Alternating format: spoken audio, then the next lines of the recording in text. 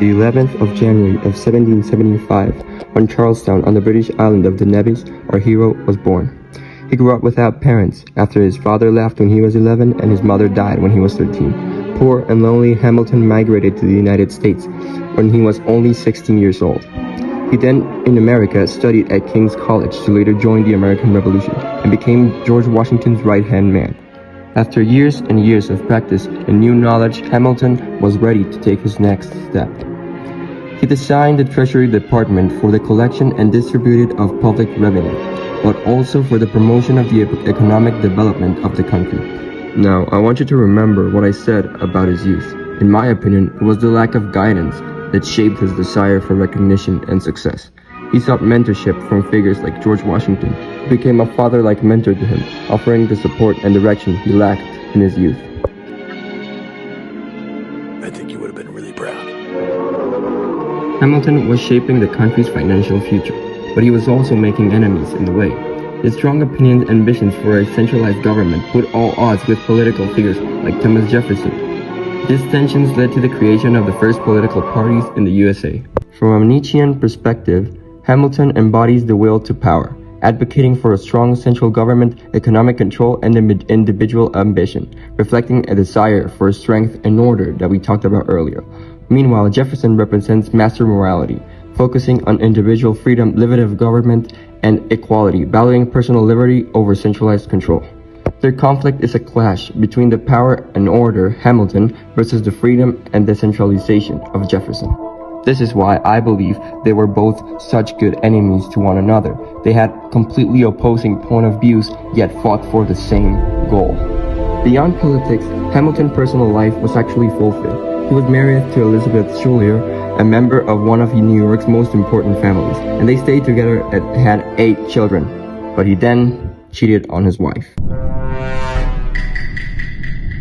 Hamilton was the cause of the country's very first political sex scandal, which made his career take a blow so hard since one of his enemies, Thomas Jefferson, was really getting a kick out of embarrassing him and telling everyone how he was right about Hamilton being so untrustworthy. They called me a madman, and what I predicted came to pass. Jefferson likely saw Hamilton's affair as proof of his weakness and hypocrisy, using it to destroy his credibility and weaken his power. Hamilton, driven by willpower, probably saw the scandal as a personal failure, but would have been focused on protecting his legacy and reclaiming his influence, despite the shame it brought.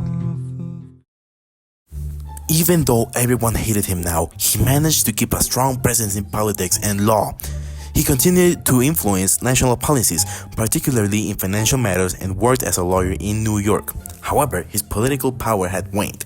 His Federalist Party was losing influence. He started to matter less and less in terms of prolific political figures at the time, and his relationship with Jefferson worsened. He criticized him strongly at the time of his presidency.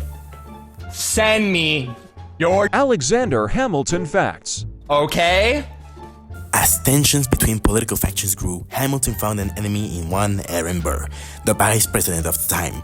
Burr wanted to run for governor of New York in 1804. However, Hamilton, who opposed most of his political views, worked behind the scenes to prevent him from winning.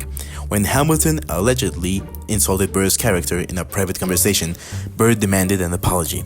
Hamilton refused, leading Burr to challenge him to a duel.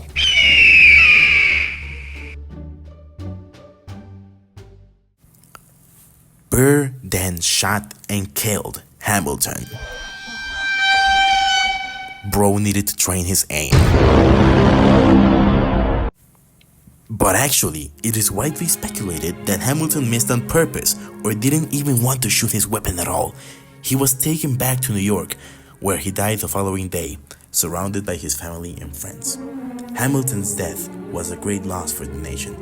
Despite many people hating him, his impact was felt throughout, and he was mourned and cherished. Over time, his legacy grew, and he became recognized as one of the key architects of the US government. Today, his influence lives on throughout institutions like the US Treasury, the banking system, and he even got a very popular musical made about him in 2016. He was truly a founding father.